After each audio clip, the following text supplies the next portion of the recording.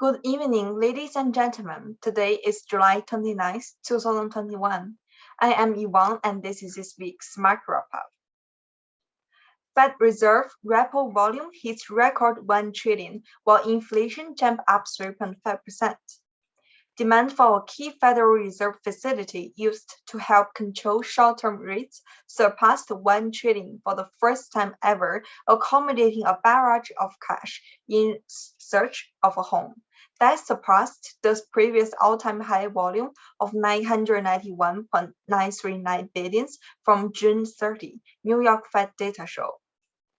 An inflation indicator that the Federal Reserve uses as its key gauge rose 3.5% in June, a sharp acceleration that was nevertheless right around Wall Street expectations, the Commerce Department reported Friday.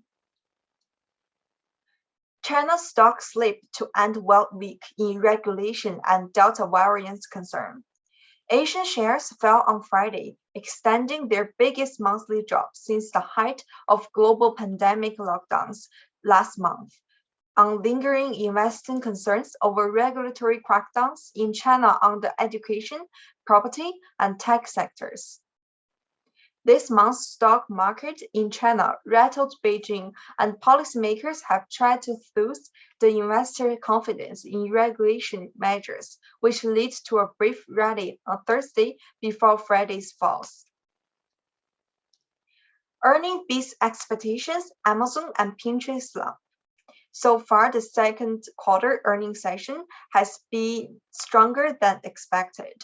About 3/5 of the S&P 500 companies have been reported, and more than 80% have exceeded both sales and profit estimates, according to data compiled by Bloomberg Thursday. Amazon shares were on track toward their biggest slump since May 2020, contributing the most to declines in the Nasdaq 100 and S&P 500 indexes, wiping out nearly 148 billion market volume after the company's sales outlook missed expectations. Pinterest was headed for its biggest drop on record, tumbling 90%. Now let's see what happens in the market today. The North American market saw a mixed picture this week, with the Nasdaq slightly lower mainly due to the disappointment in Amazon's earnings miss forecasts. S&P 500 went up for about 0.6% due to the majority company's earnings beat expectations. The European stocks closed higher this week, as investors digesting a fresh round of major corporate earnings and the U.S. Federal Reserve of its storage policy stance. FTSE is up around 1%, while CAC 40 is up around 2%. The DAX is down around 0.2%.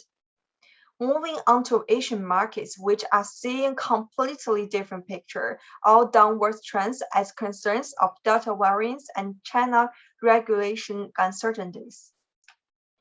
The ASX and Nikkei is down around 0.1%. The Hang Seng is down around 5%. The Canadian currency is slightly weaker compared to other currencies. In terms of commodities, oil price is up for around 0.7%. Gold price increased around 4%, and copper, the base metal, is up around 6%. Thank you for listening to this week's Market Wrap-Up. If you are interested in volunteering opportunity as the next news broadcaster, please contact the bridge. Thank you and have a good day.